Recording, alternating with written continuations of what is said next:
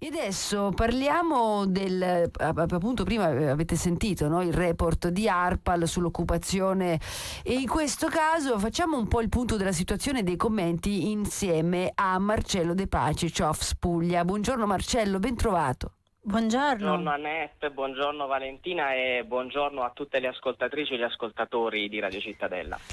Allora, il CIOFS è uno degli enti, che gestisce questi sportelli, che rientrano anche nel report di ARPAL. Voi che sensazioni avete sul territorio? Guarda, noi siamo un'agenzia per il lavoro, una PL accreditata dalla Regione Puglia e lavoriamo in tandem con il Centro per l'Impiego. Il report che avete citato prima mostra numeri importanti che potrebbero sicuramente essere ancora più significativi. Lo staff del Centro per l'Impiego, diretto dal dottor Coviero e dal dottor Pellegrini, fanno un importante lavoro nonostante difficoltà di organico impegnative.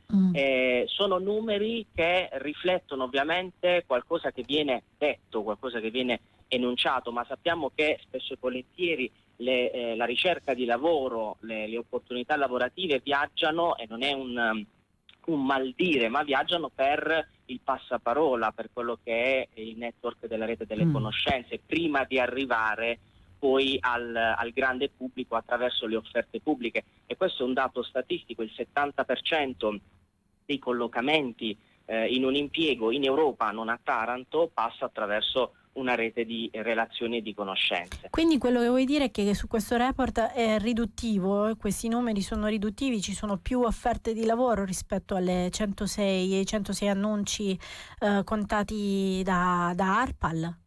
Ma guarda, io ne sono convinto perché assolutamente, ne sono convinto perché Taranto e la sua provincia stanno vivendo un fermento importante, stanno accadendo tante cose positive nel nostro territorio, arrivano insediamenti dai grandi insediamenti produttivi alle piccole realtà che nascono e che fanno una scelta di essere magari autonomi, di percorrere l'autoimprenditorialità, che inevitabilmente poi consegue nella ricerca di collaboratori. Quindi è un numero significativo, potenzialmente 366 persone da assumere nelle varie declinazioni e ambiti merceologici, ma sono decisamente convinto che ci siano anche più offerte oltre queste. Chiaramente non tutte le offerte, dobbiamo dirlo, sono qualitativamente adeguate a quello che è. Infatti Marcello, era questa la mia domanda, il fatto che attraverso reti di relazioni possano, come dire, passare delle richieste, no, di lavoro. Lascia pensare anche a tanto nero, no? Ecco, può essere anche un escamotage per non rispettare proprio tutti i contratti a livello nazionale rispetto a tutto, dalle ore alla retribuzione, alle garanzie, alla sicurezza.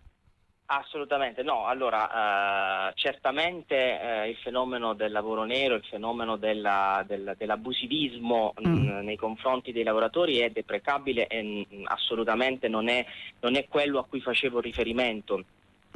Non tutte le offerte di lavoro sono adeguate perché spesso e volentieri magari non vengono formalizzate per bene, non vengono comprese. Abbiamo effettivamente, come dicevi tu Annette, un parco di imprenditori e imprenditrici di altissimo profilo che fanno un grande lavoro e che ogni mese affrontano le spese per sostenere dignitosamente i propri dipendenti, e purtroppo c'è anche una parte di prenditori senza la parte IM che invece abusano e creano una sorta di ricatto sociale.